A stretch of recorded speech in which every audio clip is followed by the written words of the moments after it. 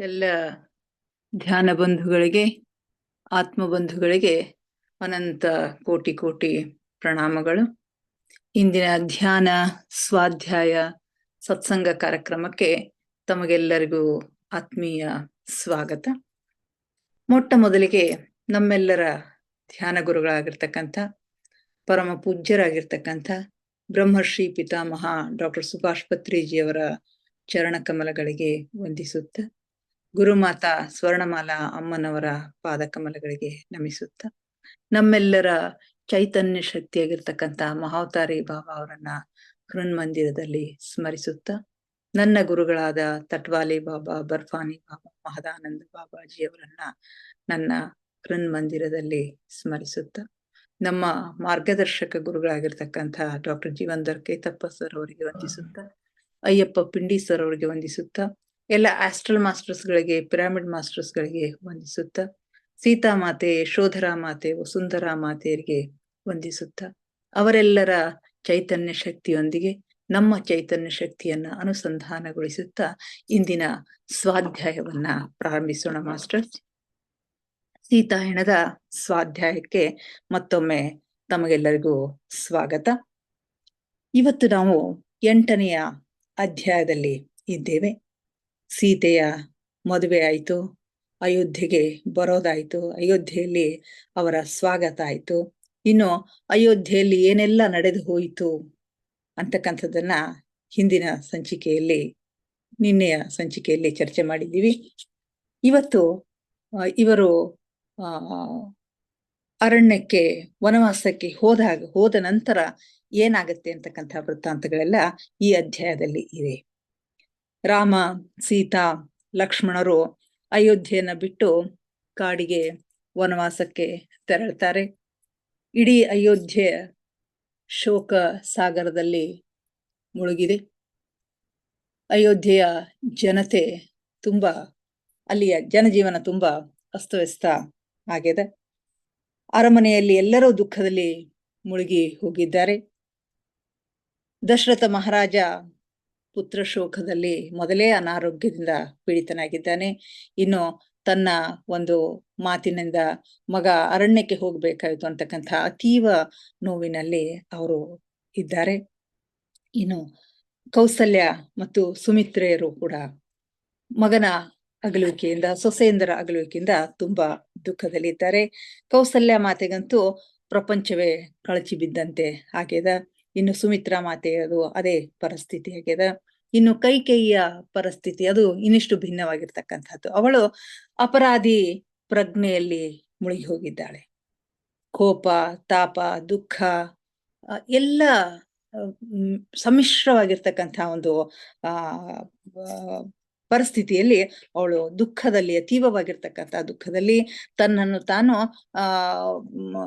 ಅದರಿಂದ ಹೊರಗೆ ಬರಲಾರ್ದಂತ ಒಂದು ಪರಿಸ್ಥಿತಿಯಲ್ಲಿ ಅವಳು ಅತೀವ ದುಃಖದಲ್ಲಿ ಇದ್ದಾಳೆ. ಹೀಗೆ ಇನ್ನು ನಮ್ಮ ಮಿಥಿಲೆಯಿಂದ ಹೋಗಿರ್ತಕ್ಕಂಥ 4 ಜನ ಸೇವಕಿಯರು, ಸೀತೆಯ 4 ಜನ ಸೇವಕಿಯರು, ಸೋಮ, ಉಷಾ, ರೋಹಣ ಮತ್ತು ಮೀನಾಕ್ಷಿ, ಇವರ ಪರಿಸ್ಥಿತಿನೂ ಏನೋ ಭಿನ್ನವಾಗಿಲ್ಲ. ಇವರೆಲ್ಲ ತಮ್ಮದೇ ಆಗಿರ್ತಕ್ಕಂತಹ ದ್ವಂದ್ವದಲ್ಲಿದ್ದಾರೆ, ದುಃಖದಲ್ಲಿದ್ದಾರೆ. ಹಾಗಿದ್ರೂ ಕೂಡ ತಮ್ಮ ತಮ್ಮ ಕೆಲಸಗಳನ್ನ ಅವರು ಮಾಡ್ಬೇಕು.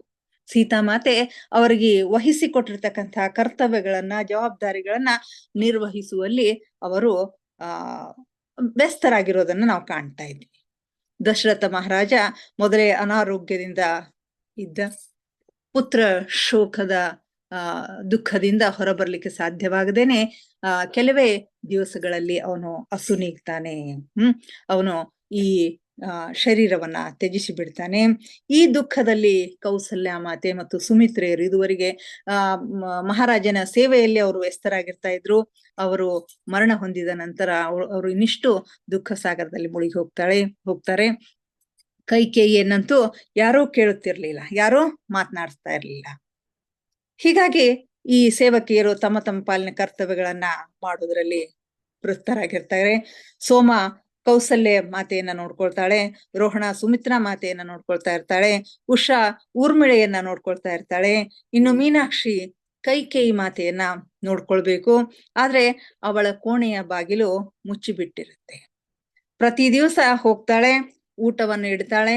ಬೆಳಗ್ಗೆ ಹೋಗ್ತಾಳೆ, ಊಟವನ್ನು ಇಡ್ತಾಳೆ, ಬರ್ತಾಳೆ. ಮತ್ತೆ ಸಾಯಂಕಾಲ ಹೋಗ್ತಾಳೆ, ಮತ್ತೆ ಊಟವನ್ನು ಇಡ್ತಾಳೆ, ಬರ್ತಾಳೆ. ಆ ತಟ್ಟೆ ಹಾಗೆ ಇರುತ್ತೆ. ಮೊದಲಿನ ತಟ್ಟೆ ತರ್ತಾಳೆ, ಹೊಸ ತಟ್ಟೆಯನ್ನ ಇಟ್ಟು ಬರ್ತಾಳೆ. ಇದೇ ದಿನಚರಿ ಆಯ್ತು.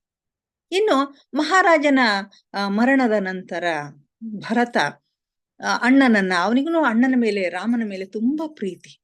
ಅಣ್ಣನನ್ನ ಮರಳಿ ಕರ್ಕೊಂಡು ಬರ್ತೀನಿ ಅಂತ ಹೇಳಿ ಅರಣ್ಯಕ್ಕೆ ಹೋಗ್ತಾನೆ.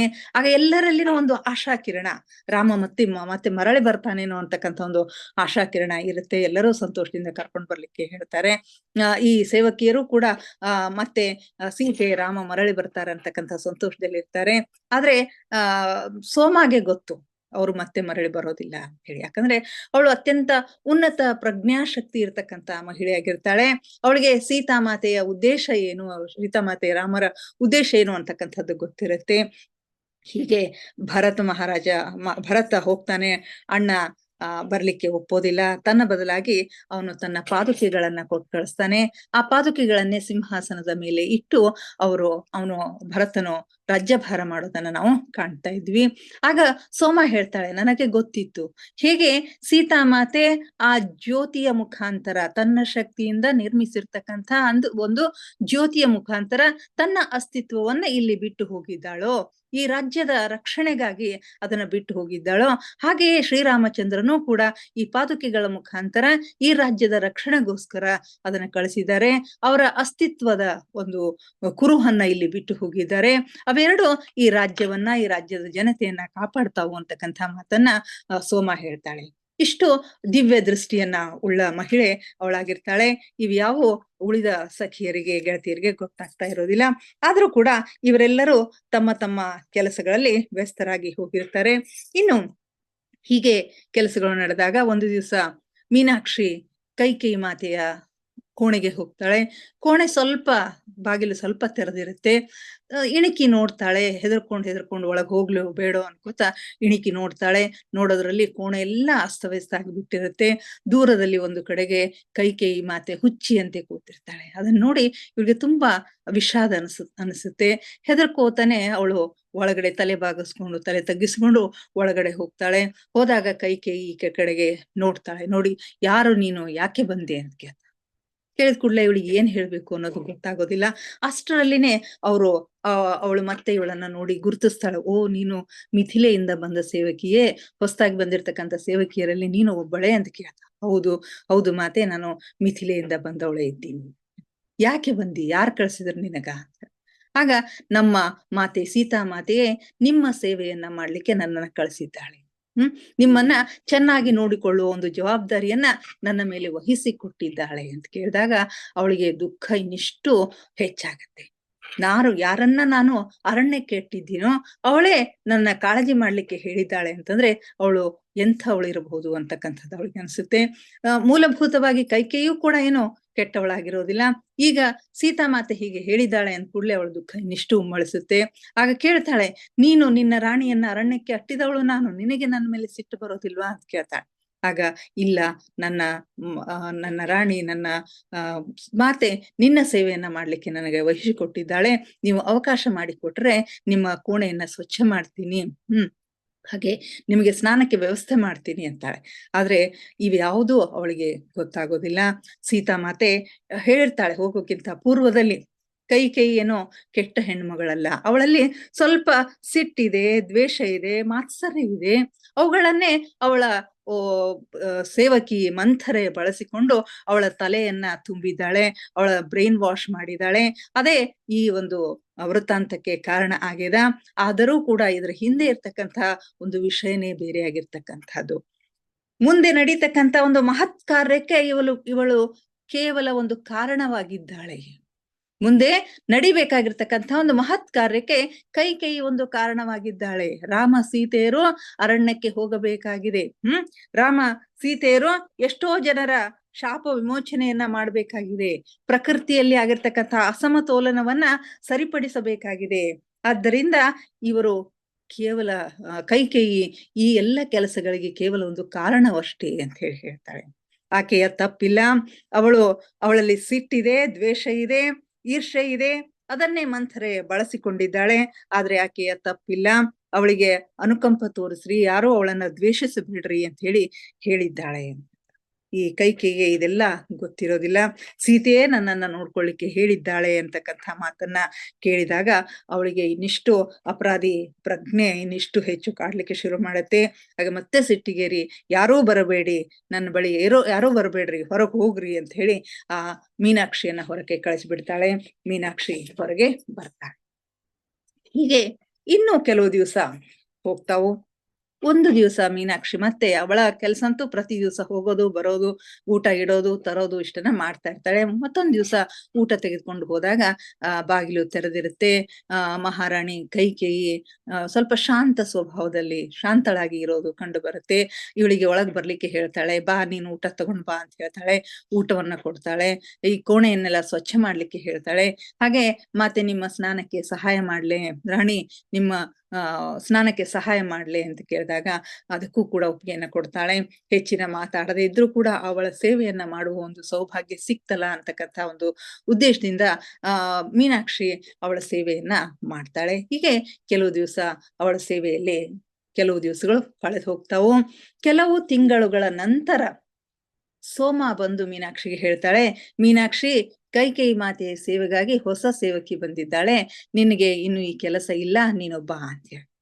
ಆಗ ಮೀನಾಕ್ಷಿಗೆ ಆಶ್ಚರ್ಯ ಆಗುತ್ತೆ. ಯಾಕೆ ನನ್ನ ಕೆಲಸದಲ್ಲಿ ಏನಾದ್ರೂ ವ್ಯತ್ಯಯ ಆಯ್ತೆ, ಏನಾದ್ರೂ ತಪ್ಪಾಯ್ತೆ, ನಾನು ಯಾಕೆ ಇಲ್ಲಿ ಸೇವೆ ಮಾಡಬಾರದು? ಯಾಕಂದ್ರೆ ನನ್ನ ಮಾತೆ ನನಗೆ ವಹಿಸಿಕೊಟ್ಟಿರ್ತಕ್ಕಂಥ ಕೆಲಸ ಇದು.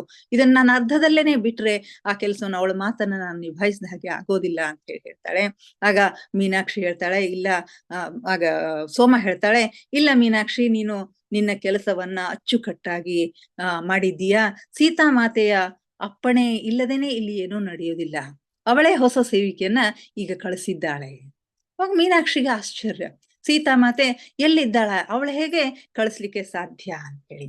ಆದ್ರೆ ಇವೆಲ್ಲವುಗಳನ್ನ ಗುರುತು ಮಾಡ್ಕೊಳ್ತಕ್ಕಂಥ ಒಂದು ಶಕ್ತಿ ಸೋಮಾಗೆ ಇರುತ್ತೆ. ಅವಳ ಅಪ್ಪಣೆ ಇಲ್ಲದೆ ಇಲ್ಲಿ ಒಂದು ಕೆಲಸನೂ ನಡೀತಾ ಇಲ್ಲ. ಎಲ್ಲವೂ ಅವಳ ಅಪ್ಪಣೆಯಂತೆ, ಅವಳ ಮನಸ್ಸಿನಂತೆ ನಡೆಯುತ್ತದೆ. ಇದನ್ನು ನೀನು ಅರ್ಥ ಮಾಡಿಕೊಳ್ಳಬೇಕು ಮೀನಾಕ್ಷಿ.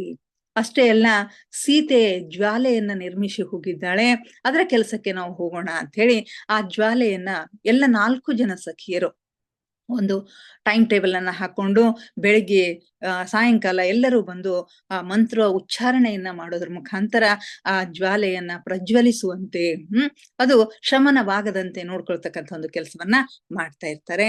ಆದ್ರೆ ಸೋಮಾಗೆ ಗೊತ್ತು, ಅತ್ಯಂತ ಹೆಚ್ಚಿನ ಪ್ರಜ್ಞಾಶಕ್ತಿ ಇರ್ತಕ್ಕಂಥ ಸೋಮಗೆ ಇದೆಲ್ಲ ಗೊತ್ತು. ಯಾಕಂದ್ರೆ ಈ ಜ್ವಾಲೆಗೆ ಏನೋ ಬೇಕಾಗಿಲ್ಲ, ಅದಕ್ಕೆ ಎಣ್ಣೆ ಬೇಡ, ತುಪ್ಪ ಬೇಡ, ಯಾರ ಮಂತ್ರವೂ ಬೇಡ. ಕೇವಲ ಸೀತಾಮಾತೆಯ ಒಂದು ಶಕ್ತಿ ಒಂದರಿಂದಲೇ ಅದು ಜ್ವಾಜ್ವಲ್ಯಮಾನವಾಗಿ ಬೆಳಗ್ತಾ ಇದೆ ಅಂತಕ್ಕಂಥ ಸಂಗತಿ ಅವಳಿಗೆ ಗೊತ್ತಿರುತ್ತೆ. ಆದ್ರೆ ಇತರ ಸಖಿಯರಿಗೆ ಗೊತ್ತಿರೋದಿಲ್ಲ. ಹೀಗೆ 2 ವರ್ಷಗಳು ಕಳೆದು ಹೋಗ್ತಾವ. ಎಲ್ಲರೂ ತಮ್ಮ ತಮ್ಮ ಪಾಲಿನ ಕೆಲಸಗಳನ್ನ ಮಾಡ್ತಾ ಇರ್ತಾರೆ. ತಮ್ಮದೇ ಆದ ಅರಮನೆಯಲ್ಲಿ ಎಲ್ಲರೂ ತಮ್ಮದೇ ಆಗಿರ್ತಕ್ಕಂಥ ಸ್ಥಾನವನ್ನ ಗಿಟ್ಟಿಸ್ಕೊಂಡಿರ್ತಾರೆ. ಅದರಲ್ಲೂ ಸೋಮಾಗೆ ಕೌಸಲ್ಯ ಮಾತೆಯ ಸೇವೆಯನ್ನ ಮಾಡ್ತಾ ಇರ್ತಾಳಲ್ಲ, ಅವಳಿಗೆ ಇನ್ನೂ ಹೆಚ್ಚು ಕೌಸಲ್ಯ ಮಾತೆಗೆ ಇನ್ನೂ ಹೆಚ್ಚು ಆತ್ಮೀಯತೆಯನ್ನ ಅವಳು ಬೆಳೆಸ್ಕೊಂಡಿರ್ತಾಳೆ. ಹೀಗೆ ಎಲ್ಲರೂ ಒಳ್ಳೆ ರೀತಿಯಿಂದ ಸೇವೆ ಮಾಡ್ತಾ ಇರ್ತಾರೆ. ನಂತರ ಮುಂದೆ 2 ವರ್ಷದ ನಂತರ ರೋಹಣ ಒಂದ್ ದಿವ್ಸ ಆ ಜ್ಯೋತಿಯ ಬಳಿ ಅಳ್ತಾ ಕೂತಿರ್ತಾಳೆ. ಪ್ರಾರ್ಥನೆ ಮಾಡ್ಲಿಕ್ಕೆ ಹೋಗಿರ್ತಾಳೆ. ಯಾಕೋ ಅಳ್ತಾ ಕೂತಿರ್ತಾಳೆ. ಯಾಕಂತಂದ್ರೆ ಮಿಥಿಲೆಯಿಂದ ಒಂದು ಕೆಟ್ಟ ಸುದ್ದಿ ಬಂದಿರ್ತದ. ಅವಳ ಸಹೋದರಿಗೆ ಮೈಯಲ್ಲಿ ಹುಷಾರಿರೋದಿಲ್ಲ, ತುಂಬಾ ಅನಾರೋಗ್ಯ ಆಗಿದೆ ಅಂತಕ್ಕಂಥ ಒಂದು ಸುದ್ದಿ ಬಂದಿರ್ತದ. ಆದ್ರೆ ಅವ್ರು ಎಷ್ಟು ನಿಸ್ಸಹಾಯಕರು, ಬೇಕಂದಾಗ ಹೋಗ್ಲಿಕ್ಕೆ ಸಾಧ್ಯ ಇಲ್ಲ. ಹೇಗ್ ಮಾಡ್ಬೇಕು ಅಂತಕ್ಕಂಥ ಒಂದು ದೃಷ್ಟಿಯಿಂದ ಅಸಹಾಯಕತೆಯಿಂದ ಅವಳು ಅಳ್ತಾ ಕೂತಿರ್ತಾಳೆ. ಮೀನಾಕ್ಷಿ ಅವಳನ್ನ ವಿಚಾರಿಸ್ತಾಳೆ, ಅವಳಿಗೆ ಏನು ಗೊತ್ತಾಗೋದಿಲ್ಲ. ಅಷ್ಟರಲ್ಲಿನೇ ಸೋಮ ಬರ್ತಾಳೆ. ಸೋಮಾಳ ಮುಂದೆ ಹೀಗೆ ಅಂತ ಹೇಳಿದಾಗ ಸೋಮ ಕೌಸಲ್ಯ ಮಾತಿಗೆ ಈ ವಿಷಯವನ್ನ ತಿಳಿಸುವುದರ ಮುಖಾಂತರ ಈ ರೋಹಣನನ್ನ ಮಿಥಿಲಿಗೆ ಕಳಿಸುವ ವ್ಯವಸ್ಥೆಯನ್ನ ಮಾಡ್ತಾರೆ. ಆಗ ರೋಹಣ ಮರಳಿ ಮಿಥಿಲಿಗೆ ಹೋಗ್ತಾಳೆ. ಇನ್ನು ಮೀನಾಕ್ಷಿ ಇನ್ನು ಕೆಲವು ವರ್ಷಗಳ ನಂತರ, ಇನ್ನು ಕೆಲವೊಂದು 2-3 ವರ್ಷದ ನಂತರ ಉಷೆಯು ಕೂಡ ದೈವಾಧೀನಳಾಗ್ತಾಳೆ, ಅಸುನೀಗ್ತಾಳೆ. ಈ ಊರ್ಮಿಳೆಯ ಸೇವೆಯನ್ನ ಮಾಡ್ತಕ್ಕಂಥ ಉಷಾ, ಅವಳು ಕೂಡ ಒಂದು ಮೃತ್ಯುವಿಗೆ ಒಳಗಾಗ್ತಾಳೆ. ಈಗ ಉಳಿದವರು ಕೇವಲ ಸೋಮ ಮತ್ತು ಮೀನಾಕ್ಷಿ ಮಾತ್ರ. ಇವರಿಬ್ಬರೇ ಉಳಿತಾರೆ. ಇವರಿಬ್ಬರೇ ಆ ಜ್ಯೋತಿಯ ಒಂದು ಮೇಲ್ವಿಚಾರಣೆಯನ್ನ ನೋಡ್ತಾ ಇರ್ತಾರೆ. ಹೀಗೆ ದಿನ ಕಳೀತಾ ಕಳೀತಾ ಮೀನಾಕ್ಷಿಗೂ ಕೂಡ ವಯಸ್ಸಾಗ್ತಾ ಇರುತ್ತೆ. ಅವಳ ಕಣ್ಣು ಮಂಜಾಗ್ತಾ ಇರ್ತದ. ಆದ್ರೂ ಕೂಡ ಆ ವಿಷಯವನ್ನ ಯಾರ ಮುಂದೂ ಹೇಳಿರೋದಿಲ್ಲ. ತನ್ನ ಕೈಲಾದಷ್ಟು ಕೆಲಸವನ್ನ ಮಾಡ್ತಾ ಇರ್ತಾಳೆ. ಹೀಗೆ ಒಂದು ದಿವಸ ಜ್ಯೋತಿಯ ಬಳಿಗೆ ಹೋಗ್ತಕ್ಕಂಥ ಒಂದು ಸಂದರ್ಭದಲ್ಲಿ ಕಾಲು ಜಾರಿ ಬಿದ್ದು ಬಿಡ್ತಾಳೆ. ಈ ವಿಷಯ ಮೀನಾಕ್ಷಿ ಸೋಮಾಗೆ ಗೊತ್ತಾಗುತ್ತೆ. ಅವಳು ಸಿಟ್ಟು ಮಾಡ್ಕೊಂಡು, ಮೀನಾಕ್ಷಿ ನಿನಗೆ ದೃಷ್ಟಿ ಕಾಣ್ತಾ ಇಲ್ಲ, ದೃಷ್ಟಿ ಮಂದಾಗಿದೆ ಅಂತಕ್ಕಂಥ ವಿಷಯವನ್ನ ನನ್ನ ಮುಂದೆ ಯಾಕೆ ಹೇಳಿಲ್ಲ, ನನಗೆ ಈಗ ತಾನೇ ಗೊತ್ತಾಯ್ತು ಅಂತ ಹೇಳಿ ಅವಳ ಶುಶ್ರೂಷೆಯನ್ನ ಮಾಡ್ತಾಳೆ. ಮತ್ತೆ ತನ್ನ ಕೋಣೆಗೆ ಕರ್ಕೊಂಡು ಬಂದು ಅವತ್ತು ಇಡೀ ದಿವಸ ಅವಳ ಜೊತೆಯಲ್ಲೇನೆ ಇದ್ದು ಅವಳ ಸೇವೆಯನ್ನ ಮಾಡ್ತಾಳೆ. ಅಷ್ಟೇ ಅಲ್ಲದೇನೆ ಅವಳೊಂದು ಔಷಧಿಯನ್ನ ತಯಾರು ಮಾಡ್ಕೊಂಡು ತಂದು ಅವಳ ಕಣ್ಣಿನಲ್ಲಿ ಡ್ರಾಪ್ಸ್ಗಳ ಮುಖಾಂತರ ಹನಿ ಹನಿಯಾಗಿ ಹಾಕ್ತಾಳೆ. ಹೇಗೆ ಐ ಡ್ರಾಪ್ಸ್ಗಳನ್ನ ನಾವು ಹಾಕೊಳ್ತೀವಲ್ಲ, ಆ ರೀತಿಯ ಒಂದು ಡ್ರಾಪ್ ಅನ್ನ ಹನಿಯನ್ನ ಅವಳು ತಯಾರು ಮಾಡಿರ್ತಾಳೆ. ಇದು ಎಲ್ಲಿಂದ ಬಂತು ನಿನಗೆ ಅಂತ ಕೇಳ್ತಾಳ ಅವಳು. ಮೀನಾಕ್ಷಿ ಸೋಮ ಕೇಳ್ತಾಳೆ, ಇದು ಎಲ್ಲಿಂದ ತಗೊಂಡ್ ಬಂದಿ? ಅದು ಮಾತೆನೆ ನನಗೆ ಹೇಳಿದ್ದಾಳೆ. ಮಾತೆನೆ ನನಗೆ ಈ ಗಿಡಮೂಲಿಕೆ ಎಲ್ಲಿ ಸಿಗುತ್ತೆ ಅನ್ನೋದನ್ನ ಹೇಳಿದ್ಲು. ಬಹುದೂರದವರೆಗೆ ಹೋಗಿ ನಾನು ಅದನ್ನ ತಗೊಂಡು ಬಂದು ಅದನ್ನ ಅರೆದು ಅದನ್ನ ರಸ ತೆಗೆದು ಅದನ್ನ ಕಣ್ಣಲ್ಲಿ ಹಾಕ್ಲಿಕ್ಕೆ ನಾನು ತಗೊಂಡು ಬಂದಿದ್ದೀನಿ.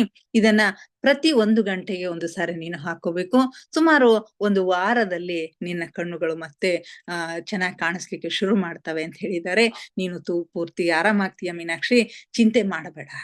ಮತ್ತೆ ಮೀನಾಕ್ಷಿಗೆ ಆಶ್ಚರ್ಯ, ಮಾತೆ ಇಲ್ಲೆಲ್ಲಿ ಬಂದ್ಲು ಅಂತಂದಾಗ ಮತ್ತೆ ಸೋಮ ಹೇಳ್ತಾಳೆ, ಅವಳು ಭೌತಿಕವಾಗಿ ನಮ್ಮ ಬಳಿ ಇಲ್ಲ ಅಂತಂದ್ರೆ ಇಲ್ಲಿ ಏನ್ ನಡೀತದ ಅನ್ನೋದೆಲ್ಲಾ ಅವಳಿಗೆ ಗೊತ್ತಾಗ್ತಾ ಇರುತ್ತೆ.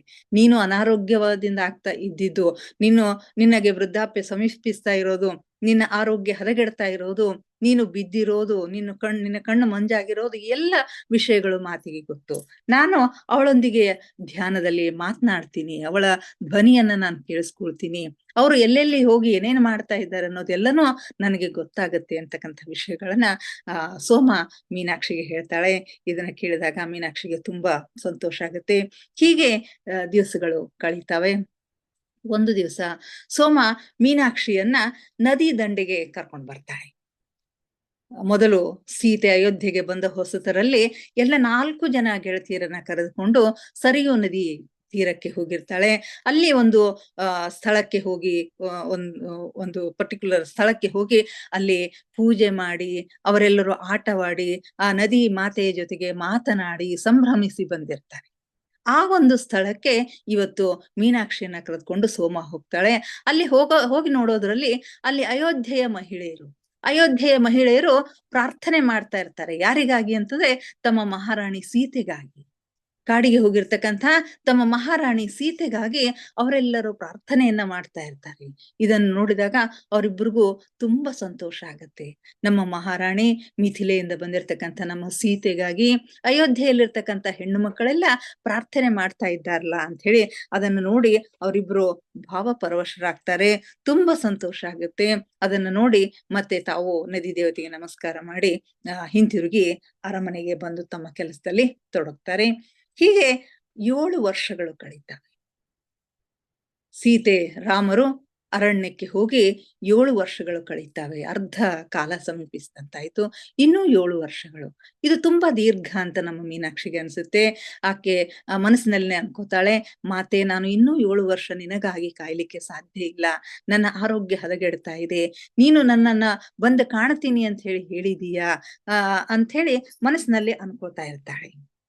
ಹೀಗೆ ಕೆಲವು ದಿವಸ ಹೋದ ಕೂಡ್ಲೆ ಒಂದು ದಿವಸ ಮೀನಾಕ್ಷಿ ಬಂದ್ ಹೇಳ್ತಾಳೆ, ನದಿ ಕಡೆಗೆ ಹೋಗು ಮೀನಾಕ್ಷಿ, ನದಿ ದಡಕ್ಕೆ ಹೋಗಿ ಬಾ, ಹೀಗೆ ಹೋಗ್ಬಾ ಅಂತ ಹೇಳ್ತಾಳೆ. ಇವತ್ತು ಹೋಗ್ಬೇಕು ನಾಳೆ ಹೋಗ್ಬೇಕು ಅಂತ ಒಂದ್ ದಿವಸ ನಸುಕಿನಲ್ಲಿ ಬೆಳಗಿನ ಜಾವದಲ್ಲಿ ನದಿ ತೀರಕ್ಕೆ ಹೋಗ್ತಾಳೆ. ಹೋಗಿ ಅಲ್ಲಿ ಸೀತಾಮಾತೆಗೆ ಅವಳನ್ನ ನೆನೆಸ್ಕೊಂಡು ನದಿಯಲ್ಲಿ ನದಿ ದೇವತೆಗೆ ನಮಸ್ಕಾರ ಮಾಡಿ, ಇನ್ನೇನು ಬಹುಶಃ ನೀನು ಬರುವವರೆಗೆ ನನಗೆ ಕಾಯ್ಲಿಕ್ಕೆ ಆಗೋದಿಲ್ಲ, ನನ್ನ ಆಯುಷ್ಯ ತೀರ್ತದ ಅಂತ ನನಗೆ ಅನಿಸ್ತಾ ಇದೆ ಅಂತ ಹೇಳಿ ನನ್ನನ್ನು ಕ್ಷಮಿಸು ಅಂತ ಹೇಳಿ ನೀರಿನಲ್ಲಿ ಒಂದು ಮುಳುಗು ಹಾಕಿ ಹೇಳ್ತಾಳೆ. ಮೈಯೆಲ್ಲ ನಡಗ್ಲಿಕ್ಕೆ ಶುರು ಮಾಡುತ್ತೆ. ಆಗ ಹಿಂದಿನಿಂದ ಒಂದು ಧ್ವನಿ ಅವಳಿಗೆ ಕೇಳುತ್ತೆ. ಹಿಂತಿರುಗಿ ನೋಡ್ತಾಳೆ. ಆಗ ಪ್ರತ್ಯಕ್ಷ ಸೀತಾಮಾತೆನೇ ನಿಂತಿರ್ತಾಳೆ. ಮಾತೆ ನೀನಿಲ್ಲಿ ಬಂದಿದೀಯಾ? ಸಂತೋಷದಿಂದ ಮೀನಾಕ್ಷಿ ನೋಡ್ತಾಳೆ. ಆಗ ಮೀನಾಕ್ಷಿ, ಇದೇನು ನಿನಗೆ ತುಂಬಾ ಮೊದಲೇ ಮೈ ಹುಷಾರಿಲ್ಲ, ಚಳಿ ಆಗತ್ತೆ, ನೀರಿನಲ್ಲಿ ಯಾಕೆ ಮುಳುಗಿದ್ದೀಯಾ, ಬಾ ಅಂತ ಹೇಳಿ ಅವಳನ್ನ ಎತ್ತಿ ಮೇಲಕ್ಕೆ ಎತ್ತಿ ನಿಂದಿರಿಸಿ ತನ್ನ ಮೈ ಮೇಲೆ ಇರ್ತಕ್ಕಂಥ ಒಂದು ಶಾಲನ್ನ ಅವಳ ಮೇಲೆ ಹೊದಿಸ್ತಾಳೆ. ಹೊದಿಸಿದಾಗ ಮೀನಾಕ್ಷಿಗೆ ಬಹಳ ಖುಷಿ ಆಗ್ತದ. ಮಾತೆ ಬಂದಿದ್ದಾಳೆ, ಮಾತೆ ನೀನು ಇಲ್ಲಿ ಅಂದ ಕೂಡ್ಲೆ, ಹೌದು, ನಿನಗೆ ಮಾತು ಕೊಟ್ಟಿದ್ದೆ, ನಾನು ಬರ್ತೀನಿ ಅಂತ ಹೇಳಿದ್ದೆ, ಆದ್ದರಿಂದ ನಾನು ಬಂದಿದ್ದೀನಿ, ನೋಡು ಮೀನಾಕ್ಷಿ, ನೀನು ಚೆನ್ನಾಗಿರು, ಏನೂ ತೊಂದರೆ ತಗೋಬೇಡ, ಅರಮನೆಗೆ ಮರಳಿ ಹೋಗು ಅಂತ ಹೇಳಿ ಹೇಳ್ತಾಳೆ. ಹೇಳಿ ಸ್ವಲ್ಪ ಮುಂದಕ್ಕೆ ಹೋಗೋದ್ರೊಳಗ ಅವಳು ಅದೃಶ್ಯ ಆಗ್ಬಿಡ್ತಾಳೆ. ಮೀನಾಕ್ಷಿಗೆ ಏನು ನಡೀತು ಅನ್ನೋದೇ ಗೊತ್ತಾಗ್ತಾ ಇಲ್ಲ. ಯಾರು ಬಂದ್ರು ಏನ್ ನಡೀತು ಅನ್ನೋದೇ ಅವಳಿಗೆ ಗೊತ್ತಾಗ್ತಾ ಇಲ್ಲ. ಏನೋ ಒಂದು ರೀತಿಯ ಅವ್ಯಕ್ತ ಆನಂದ ಅವಳಿಗೆ ಆಗ್ತಾ ಇದೆ. ಮಾತೆ ಕೊನೆಗೂ ನನ್ನ ಭೇಟಿ ಮಾಡಿದ್ಲು, ನನಗ ಇನ್ನು ದಾರಿ ಸುಗಮ ಆಯಿತು, ನನ್ನ ಒಂದು ಜೀವ ಬಿಡ್ಲಿಕ್ಕೆ, ನನ್ನ ದೇಹವನ್ನ ಬಿಡ್ಲಿಕ್ಕೆ ನನ್ನ ದಾರಿ ಸುಗಮ ಆಯಿತು ಅಂತ ಹೇಳಿ ಖುಷಿಯಿಂದ ಅವಳು ಅರಮನೆಗೆ ಬರ್ತಾಳೆ. ಬರೋದ್ರೊಳಗ ಸೋಮ ನಿಂತಿರ್ತಾಳೆ. ಇವಳ ಮೈ ಮೇಲಿರ್ತಕ್ಕಂಥ ಶಾಲನ್ನ ನೋಡಿದಾಗ ಸೋಮಗೆ ಆಶ್ಚರ್ಯ, ಇದೇನು ಮೀನಾಕ್ಷಿ, ಈ ಶಾಲು, ಇದನ್ನ ನಾನು ಮಾತೆಗಾಗಿ ತೆಗೆದಿಟ್ಟಿದ್ದೆ, ಇದು ನಿನ್ನ ಮೇಲೆ ಹೇಗೆ ಬಂತು?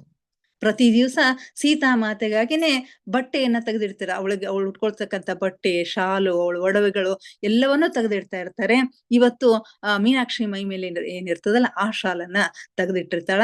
ಈ ಶಾಲನ್ನ ಮಾತೆಗಾಗಿ ನಾನು ತೆಗೆದಿಟ್ಟಿದ್ದೆ, ಇದು ನಿನ್ನ ಮೈ ಮೇಲೆ ಹೇಗೆ ಬಂತು ಅಂತ ಕೇಳ್ತಾಳೆ. ನೀ ಏನಾದ್ರೂ ತಗೊಂಡು ಹೋಗಿದ್ದೇನೋ ಹೋಗುವಾಗ?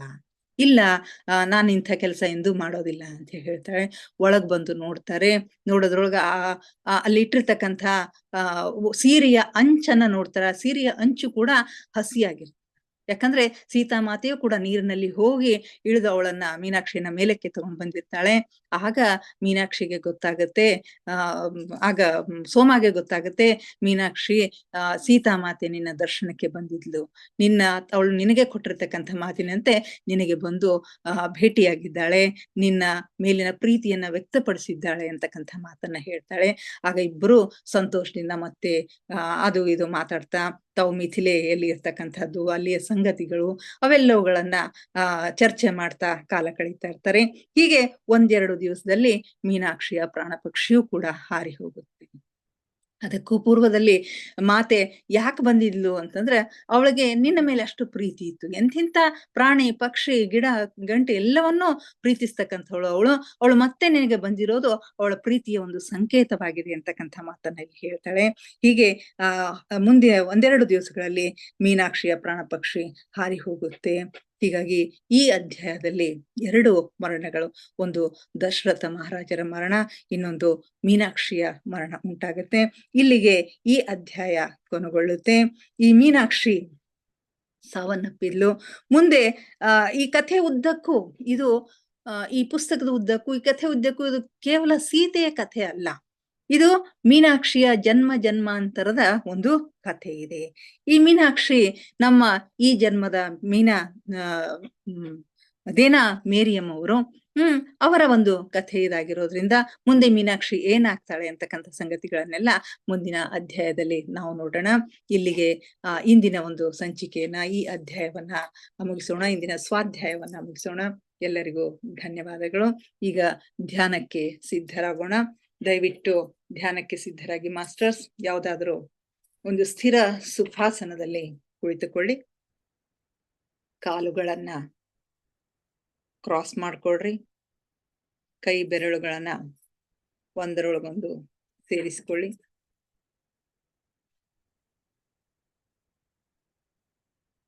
ಕಣ್ಣುಗಳನ್ನ ನಿಧಾನವಾಗಿ ಮುಚ್ಚಿ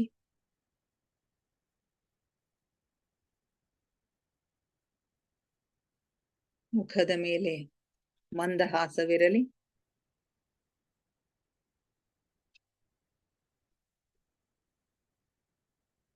ದೇಹದ ಯಾವ ಭಾಗದಲ್ಲಿಯೂ ಬಿಗಿತ ಬೇಡ. Relax, relax, relax please. ಮೊಟ್ಟ ಮೊದಲಿಗೆ ನಮ್ಮೆಲ್ಲರ ಧ್ಯಾನ ಗುರುಗಳಾಗಿರ್ತಕ್ಕಂಥ ಬ್ರಹ್ಮರ್ಷಿ ಪಿತಾಮಹ ಡಾಕ್ಟರ್ ಸುಭಾಷ್ ಪತ್ರಿಜಿಯವರ ಚರಣ ಕಮಲಗಳಿಗೆ ವಂದಿಸುತ್ತ,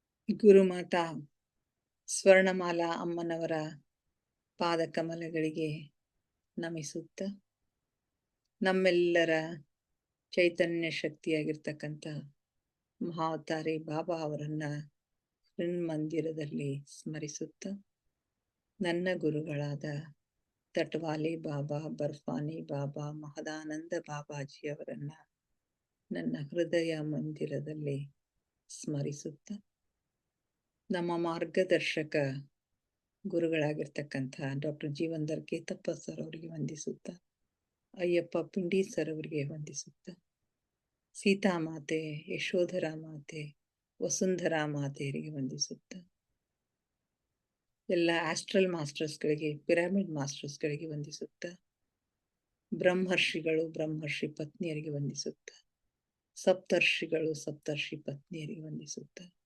ಅವರೆಲ್ಲರ ಚೈತನ್ಯ ಶಕ್ತಿಯೊಂದಿಗೆ ನಮ್ಮ ಚೈತನ್ಯ ಶಕ್ತಿಯನ್ನು ಅನುಸಂಧಾನಗೊಳಿಸುತ್ತ, ಅವರೆಲ್ಲರನ್ನು ಆತ್ಮಪೂರ್ವಕವಾಗಿ ನಮ್ಮ ಈ ಧ್ಯಾನಕ್ಕೆ ಆಹ್ವಾನಿಸುತ್ತ, ಅವರೆಲ್ಲರೂ ಜ್ಯೋತಿ ಸ್ವರೂಪದಲ್ಲಿ ನಮ್ಮ ಜೊತೆಗೆ ಬಂದು ಧ್ಯಾನಕ್ಕೆ ಕುಳಿತಿದ್ದಾರೆ ಎಂದು ಭಾವಿಸಿಕೊಳ್ಳುತ್ತ ನಾವಿಂದಿನ ಧ್ಯಾನವನ್ನ ಆರಂಭಿಸೋಣ ಮಾಸ್ಟರ್ಸ್. ಕೇವಲ ಸಹಜ ಶ್ವಾಸದ ಮೇಲೆ ಗಮನ.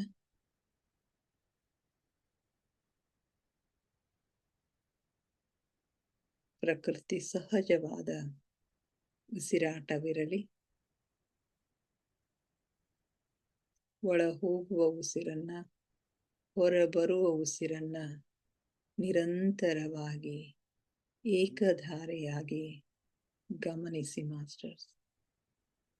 ಉಸಿರನ್ನು ಒಳಗೆ ತೆಗೆದುಕೊಂಡಾಗ ತಂಪು ಅನುಭವ, ಹೊರಗೆ ಬಿಟ್ಟಾಗ ಬಿಸಿ ಅನುಭವವಾಗುತ್ತೆ. ಅದನ್ನು ಗಮನಿಸಿ, ಅನುಭವಿಸಿ. ಯಾವ ಆಲೋಚನೆಗಳು ಬೇಡ. ಆಲೋಚನೆಗಳು ಬಂದರೆ ಮತ್ತೆ ಅವುಗಳನ್ನು ಬದಿಗೊತ್ತಿ ಉಸಿರಿನ ಮೇಲೆ ಧ್ಯಾನ, ಉಸಿರಿನ ಮೇಲೆ ಮನಸ್ಸನ್ನು ಕೇಂದ್ರೀಕರಿಸಿ ಮಾಸ್ಟರ್ಸ್.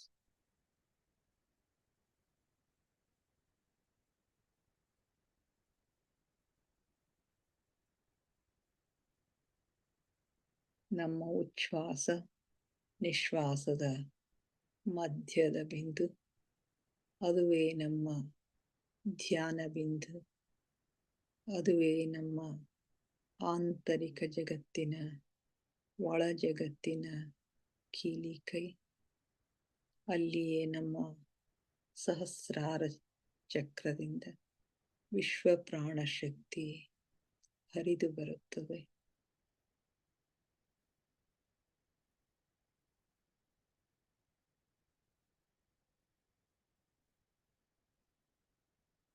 ಆಲಿಸಿ ಆಲಿಸಿ ಸೂಕ್ಷ್ಮ ಸ್ವರಗಳನ್ನು, ಸೂಕ್ಷ್ಮ ನಾದಗಳನ್ನು, ಸೂಕ್ಷ್ಮ ಶಬ್ದಗಳನ್ನು ಆಲಿಸಿ ಮಾಸ್ಟರ್ಸ್.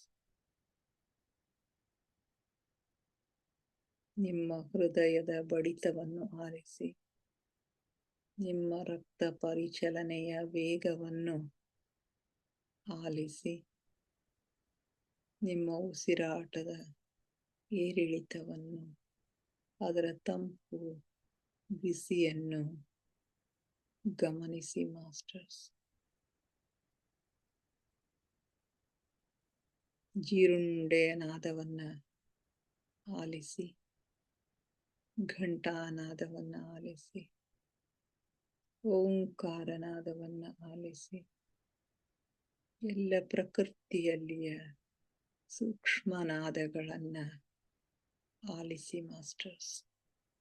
ನೀವೆಷ್ಟು ಸೂಕ್ಷ್ಮಗಳನ್ನು ಆಲಿಸಲು ಸಮರ್ಥರಾಗುತ್ತೀರೋ ಅಷ್ಟು ಒಳ ಜಗತ್ತಿನ, ಸೂಕ್ಷ್ಮ ಜಗತ್ತಿನ, ಮೇಲು ಜಗತ್ತಿನ ಆಗುಹೋಗುಗಳು ನಿಮ್ಮ ಗಮನಕ್ಕೆ ಸ್ಪಷ್ಟವಾಗಿ ಗೋಚರಿಸುತ್ತವೆ ಮಾಸ್ಟರ್ಸ್. ತುಂಬ ಸೂಕ್ಷ್ಮವಾದ ನಾದಗಳನ್ನು ಆಲಿಸುವ ಅಭ್ಯಾಸ ಮಾಡಿಕೊಳ್ಳಿ. ಎರಡು ಉಸಿರಿನ ಮಧ್ಯದ ಬಿಂದುವಿನಲ್ಲಿ ಒಂದು ಕ್ಷಣ ನಿಲ್ಲುವ ಅಭ್ಯಾಸವನ್ನು ಮಾಡಿ.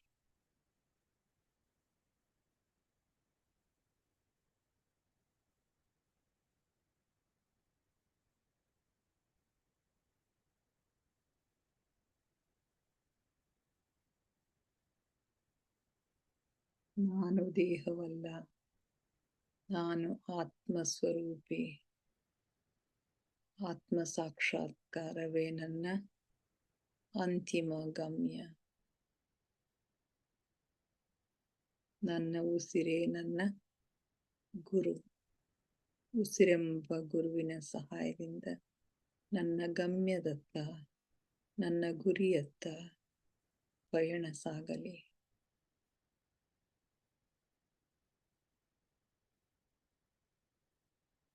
ನನ್ನ ಗಮ್ಯ ಆತ್ಮ ಸಾಕ್ಷಾತ್ಕಾರ, ಪರಮಾತ್ಮ ಸಾಕ್ಷಾತ್ಕಾರ.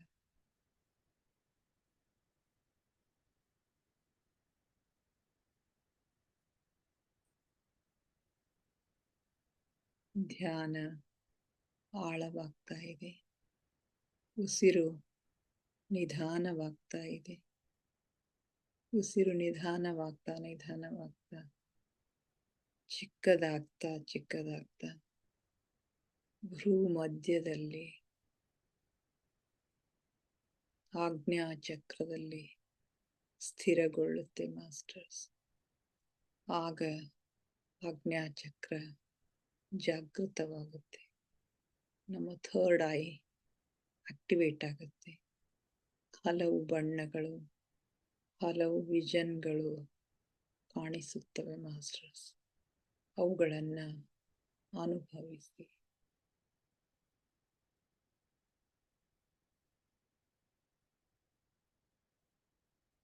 ಆಳವಾದ ಧ್ಯಾನದ ಹಾಲ್ಗಡಲಿನಲ್ಲಿ ನಿಮ್ಮನ್ನು ನೀವು ಮುಳುಗಿಸಿ ಮಾಸ್ಟರ್ಸ್.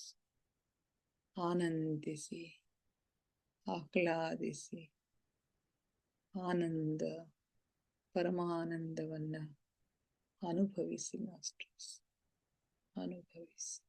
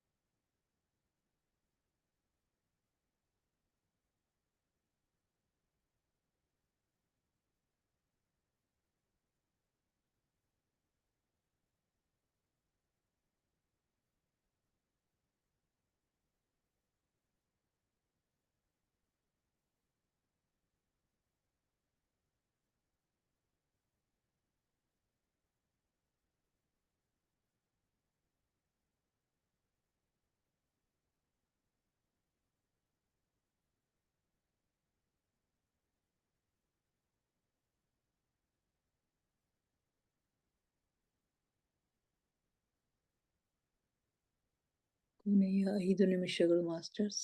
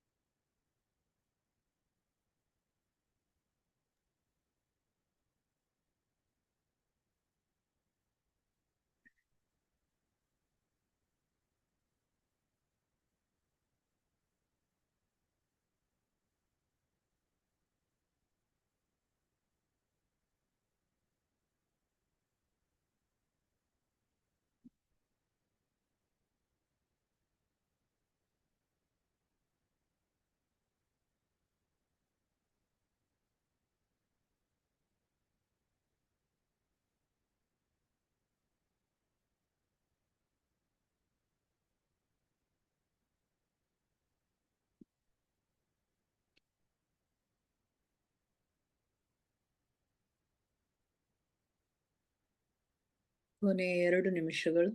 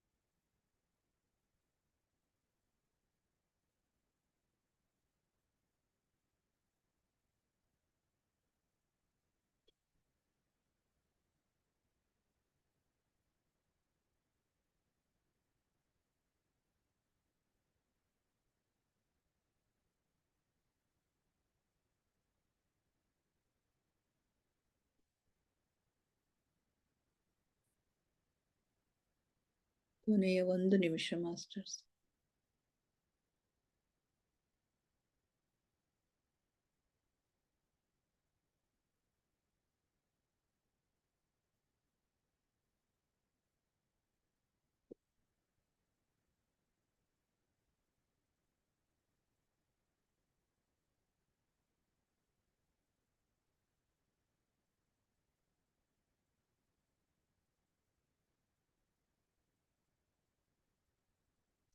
30 seconds.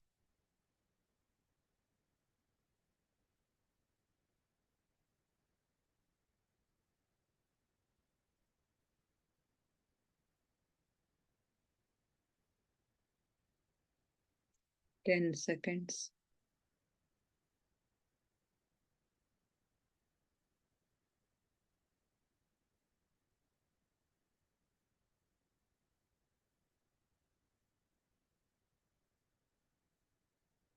5, 4, 3, 2, 1, 0. ನಿಧಾನವಾಗಿ ನಿಮ್ಮ ಕೈ ಬೆರಳುಗಳನ್ನ ಬಿಡಿಸ್ಕೊಳ್ಳಿ ಮಾಸ್ಟರ್ಸ್. ಬಿಡಿಸ್ಕೊಂಡು ಕಣ್ಣುಗಳ ಮೇಲೆ ಇಟ್ಕೊಳ್ಳಿ. 5 4 3 2 1 0. ನಿಧಾನವಾಗಿ ಕಣ್ಣಿನ ಮೇಲಿನ ಕೈಗಳನ್ನ ತೆರೆಯಿರಿ ಮಾಸ್ಟರ್ಸ್. ಕಣ್ಣುಗಳನ್ನ ಓಪನ್ ಮಾಡಿ. Thank you, thank you, thank you everybody. ನಮ್ಮ ಧ್ಯಾನಕ್ಕೆ ಶಕ್ತಿ ನೀಡಿ ನಮ್ಮೊಂದಿಗೆ ಕುಳಿತು ಧ್ಯಾನ ಮಾಡಿದ ಎಲ್ಲ ಮಾಸ್ಟರ್ಸ್ಗಳಿಗೆ ನನ್ನ ಅನಂತ ಕೋಟಿ ಕೋಟಿ ಧನ್ಯವಾದಗಳು. ನನ್ನೊಂದಿಗೆ ಕುಳಿತು ಧ್ಯಾನ ಮಾಡಿದ ಎಲ್ಲರಿಗೂ ಮತ್ತೊಮ್ಮೆ ಧನ್ಯವಾದಗಳನ್ನ ಅರ್ಪಿಸುತ್ತಾ thank you, thank you, thank you everybody.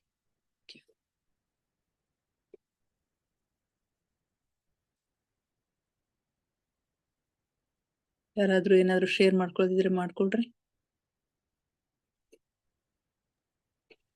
Hello madam, ನಿನ್ನೆ ನನ್ನನ್ನ ಮಾಡಿದೆ, ನಿಮ್ದು ರೆಕಾರ್ಡೆಡ್ ಇರ್ತದಲ್ಲ. Hello hello hello madam. Girija madam, unmute ಇದ್ದೀರಿ, ಮಾತಾಡ್ತೀರಿ ಮೇಡಮ್?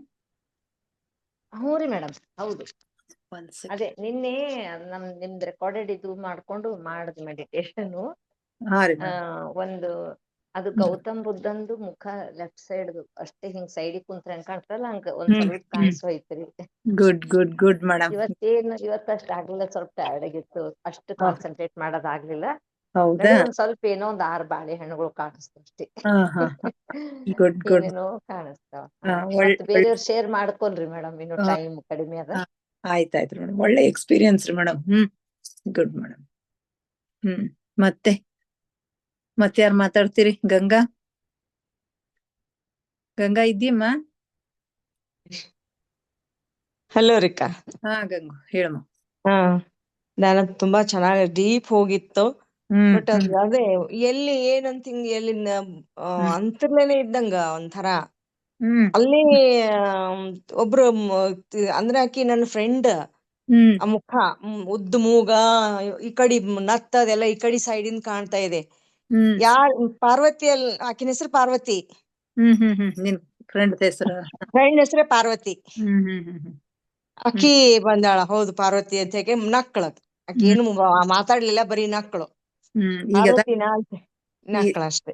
ಈಗ ಇದ್ದಕ್ಕಿನ ಫ್ರೆಂಡ್ ಅದಾಳ? ಈಗ ಈಗಿದ್ದಕ್ಕೆಲ್ಲ ಇನ್ನೊಬ್ಬ ಫ್ರೆಂಡ್ ಅಕ್ಕಿ ಇಲ್ಲಿ ಆಕಿನೇ. ಅಕ್ಕಿನ ಮುಖ ಬಂತು, ಅದೇ ಪಾರ್ವತಿ ಅಂತ. ಆಕಿನ ಹೆಸರು ಪಾರ್ವತಿ ಅಷ್ಟೇ. ಮಾತಾಡಕೇನು ಮಾತಾಡ್ಲೇ, ನಕ್ಕಳು. ಮೂಗ್ಬಟ್ ಹೊಳಿತಾ ಇತ್ತು, ನಕ್ಕಳು ಅಷ್ಟೇ. ಇದಾಯ್ತು. ಆಮೇಲೆ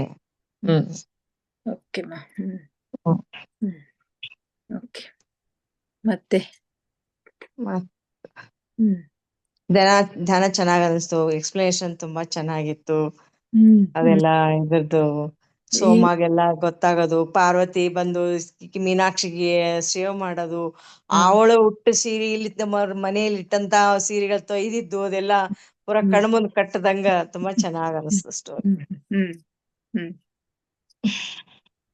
ಇಲ್ಲಿಗೆ ಒಂದ್ ಅಧ್ಯಾಯ ಮುಗೀತದ. ಅಂದ್ರೆ ಮೊದಲ ಅಧ್ಯಾಯ ಅಂತ. ಇನ್ನು ಮುಂದಿನ ಎಲ್ಲ 2ನೇ ಅಧ್ಯಾಯ. ಈಗ ಹೌದು ಆಗ್ತಾಳ ಏನು ಅನ್ನೋದೆಲ್ಲ ಮುಂದೆ ಬರ್ತದ. ಮತ್ತೆ ಅಯೋಧ್ಯೆಯೊಳಗ ಮತ್ತೆ ಪುನರ್ಜನ್ಮ ಪಡಿತಾಳ ಅವಳು. ಯಾರು? ಮೀನಾಕ್ಷಿ ರೀ. ಮೀನಾಕ್ಷಿ. ಓಹೋ.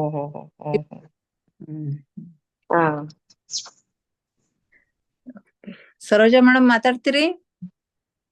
ಸರೋಜಾ ಮೇಡಮ್ ಅವ್ರಿನ್ನ ಧ್ಯಾನದಿಂದ ಹೊರಗೆ ಬಂದಂಗ ಕಾಣಿಸಲ್ಲ. ಓಕೆಮ್ಮ. ಮೇಡಮ್ ಬಾಳ ಚಂದ ಐತಿ ಮೇಡಮ್. ಚಂದ ಆಯ್ತ್ರಿ ಮೇಡಮ್. ಏನ್ ಎಕ್ಸ್ಪೀರಿಯನ್ಸ್ ಆಯ್ತ್ರಿ ಧ್ಯಾನದೊಳಗ? ಅದ್ಭುತ. ಎಲ್ಲ ದೇವತೆಗಳು,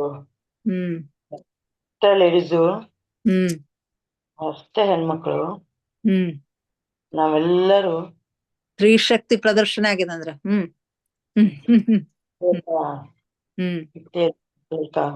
ಹೊರಟಿದೀವಿ ಮೇಡಮ್. ಎಲ್ಲಿ ಹೊರಟಿದೀವಿ? ಹಾಗೆ ಮೇಲ್ ಹೋಗಿ ಎಲ್ಲ ಕಡೆ ಅಡ್ಡಾಡ್ತಾ ಇದ್ದೀವಿ, ಭೂಮಿ ತುಂಬ. ಹೌದಾ? Good good good. ಓಷಿಯನ್ಸ್ ಎಲ್ಲ, ಸಮುದ್ರ ಎಲ್ಲ ಅಡ್ಡಾಡ್ತಾ ಇದ್ದೀವಿ ಹ್ಮ್ ಹ್ಮ್ ಹ್ಮ್ ಹ್ಮ್ ಹ್ಮ್ ದೇಹದಲ್ಲಿ. Okay madam. ಓಕೆ. ಕೃಪಾ ಮತ್ತು Shakti. Hmm thank you. Hmm thank you. Thank okay madam. Okay, ಸಮಯ ಆಯ್ತು. ಮತ್ತೆ ನಾಳೆ ಭೇಟಿಯಾಗೋಣ ಇನ್ನಿಷ್ಟು ಧ್ಯಾನ, ಸ್ವಾಧ್ಯಾಯ, ಸತ್ಸಂಗವನ್ನು. Okay madam. Okay thank you. Thank you.